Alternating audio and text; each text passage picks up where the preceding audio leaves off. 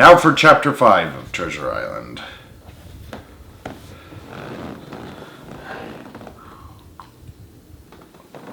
Chapter 5.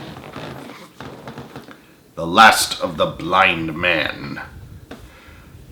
My curiosity, in a sense, was stronger than my fear, for I could not remain where I was, but crept back to the bank again, whence, sheltering my head behind a bush of broom, I might command the road before our door. I was scarcely in position ere my enemies began to survive, 7 or 8 of them running hard, their feet beating out of time along the road, and the man with the lantern some paces in front. 3 men ran together, hand in hand, and I made out, even through the mist, that the middle man of this trio was the blind beggar. The next moment his voice showed me that I was right. "Down with the door," he cried. "Aye, aye, sir," answered 2 or 3, and a rush was made upon the Admiral Benbow, the lantern-bearer following, and then I could see them pause, and hear speeches passed in a lower key, as if they were surprised to find the door open. But the pause was brief, for the blind man again issued his commands. His voice sounded louder and higher, as if he were afire with eagerness and rage.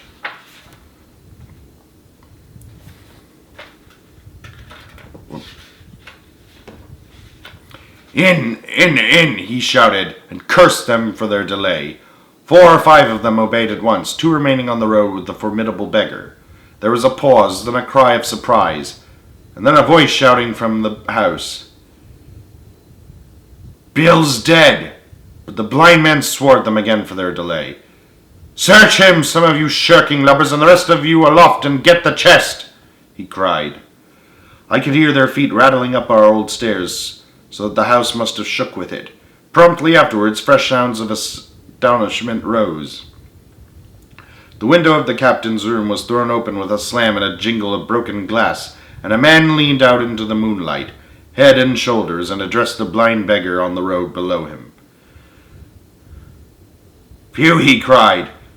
"They've been before us. Someone's turned the chest out low and aloft." "Is it there?" roared Pew. "The money's there." The blind man cursed the money. "Flint's fist, I mean," he cried. "We don't see it here nohow," returned the man. "Here, you below there, is it on, Bill?" cried the blind man again.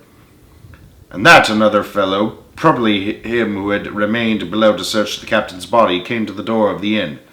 "Bill's been overhauled already," said he. "Nothing left. It's these people of the inn. It's that boy. I wish I had put his eyes out," cried the blind man Pew. "They were here no time ago. They had the door bolted when I tried it. Scatter, lads, and find them." "Sure enough, they left their glim here," said the fellow from the window. "Scatter and find them! Rout the house out!" reiterated Pew, striking with his stick upon the road. Then there followed a great to-do through all our old inn. Heavy feet pounding to and fro, furniture thrown over, doors kicked in until the very rocks re-echoed, and the men came out again, one after another, on the road, and declared that we were nowhere to be found. And just then the same whistle that had alarmed my mother and myself over the dead captain's money was once more clearly audible through the night, but this time twice repeated. I thought it to be the blind man's trumpet, so to speak, summoning his crew to the assault, but now I found that it was the signal from the hillside towards the hamlet, and from its effect upon the buccaneers, to signal to warn them of approaching danger. "There's Dirk again," said one. "Twice. We'll have to budge, mates." "Budge, you skulk," cried Pew. "Dirk, who was a fool and a coward from the first. You wouldn't mind him. They must be close by. They can't be far. You have your hands on it. Scatter and look for them, dogs." "Oh, shiver my soul," he cried, "if I had eyes." This appeal seemed to produce some effect, for 2 of the fellows began to look here and there among the lumber, but half-heartedly, I thought, and with half an eye to their own danger all the time, while the rest stood irresolute on the road. "If you have your hands on thousands, you fools, and you hang a leg. You'd be as rich as kings if you could find it, and you know it's there. And as you stand there malingering, There wasn't one of you dared face Bill, and I did it. A blind man, and I'm to lose my chance for you. I'm to be a poor crawling beggar sponging for rum when I might be rolling in a couch. If you'd picked the pluck of a weave on a bass biscuit, you would catch 'em all. Hang it, Pew, we've got the doubloons, grumbled one. They might hid these blessed things, said another. Take the Georges, Pew, and don't stand there squalling. Squalling was the word for it. Pew's anger rose so high that these objections, till at last, his passion completely taking the upper hand, he struck at them right and left in his blindness, and his stick sounded heavily on more than one. These in their turn cursed back at the blind miscreant, threatened him in horrid terms, and tried in vain to catch the stick and wrest it from his grasp. This quarrel was the saving of us. For while it was still raging, another sound came from the top of the hill on the side of the hamlet, the tramp of horses galloping. Almost at the same time, a pistol shot, flash and report, came from the hedge side, and that was plainly the last signal of danger, for the buccaneers turned at once and ran, separating in every direction, one seaward along the cove, one slant across the hill, and so on, so that in half a minute not a sign of them remained but Pew. Him they had deserted, whether in sheer panic or out of revenge for his ill words and blows, I know not. But there he remained behind, tapping up and down the road in a frenzy and groping and calling for his comrades.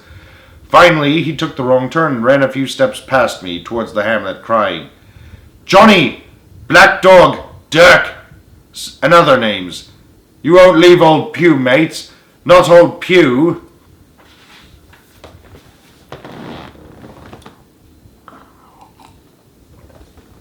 Just then the noises of horses topped the rise, and 4 or 5 riders came in sight in the moonlight and swept up at a full gallop down the slope. At this, Pew saw his error, turned with a scream and ran straight for the ditch into which he rolled. But he was on his feet again in a second, and made another dash, now utterly bewildered, right under the nearest of the coming horses. The rider tried to save him, but in vain. Down went Pew with a cry that rang high into the night, and the 4 hoofs trampled and spurred him as he passed by. He fell on his side, then gently collapsed upon his face, and moved no more. I leapt to my feet and hailed the riders. They were pulling up at any rate, horrified at the accident, and I soon saw what they were. One tailing out behind the rest was a lad that had gone from the hamlet to Dr. Livesey's.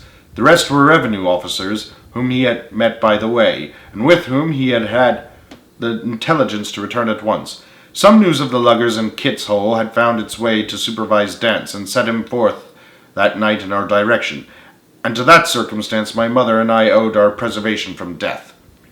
Pew was dead, stone dead. As for my mother, when we had carried her up to the hamlet, a little cold water and salts that soon brought her back again, and she was none the worse for her terror, though she still continued to deplore the balance of the money. In the meantime, the supervisor rode on, as fast as he could, to Kit's Hole, but his men had to dismount and grope down the dingle, leading and sometimes supporting their horses, and in continual fear of ambushes, so it was no great matter of surprise that when they got down to the hole, the lugger was already under way, though still close in. He hailed her. A voice replied, telling him to keep out of the moonlight, or he would get some lead in him, and at that same time a bullet whistled close by his arm. Soon after, the lugger doubled the point and disappeared. Mr. Dance stood there, as he said, like a fish out of water, and all he could do was dispatch a man to warn the cutter. And that, said he, is just about as good as nothing. They've got off clean, and there's an end. Only, he said, I'm glad I trod on Master Pew's corns, for by this time he had heard my story. I went back with him to the Admiral Benbow, and you cannot imagine a house in such a state of smash. The very clock had been thrown down by his fellows in their furious hunt after my mother and myself, and though nothing had actually been taken away except the captain's money bag and a little silver from the till, I could see at once that we were ruined. Mr. Dance could make nothing of the scene. They got the money, you say? Well then, Hawkins, what in fortune were they after? More money, I suppose? No, sir, not money, I think, replied I. In fact, sir, I believe that I have the thing in my breast pocket, and to tell you the truth, I should like to get it put in safety." "To be sure, quite right," said he. "I'll take it if you would like." "I thought perhaps Dr. Livesey," I began. "Perfectly right," he interrupted, very cheerily. "Perfectly right. A gentleman and a master great. And now I come to think of it, I might as well ride round there myself and report him or squire. Master Pugh's dead when all's done. Not that I regret it, but he's dead, you see, and people will make it out against an officer of His Majesty's revenue, if make it out they can. Now I'll tell you, Hawkins, if you like, I'll take you along." I thanked him heartily for the offer, and we walked back to the hamlet where the horses were. By the time I told Mother of my purpose, they were all in the saddle. Dogger, said Mr. Dance, "you have a good horse. Take up this lad behind you." As soon as I was mounted, holding on to Dogger's belt, the supervisor gave the word, and the party struck out at a bouncing trot on the road to Dr. Livesey's house.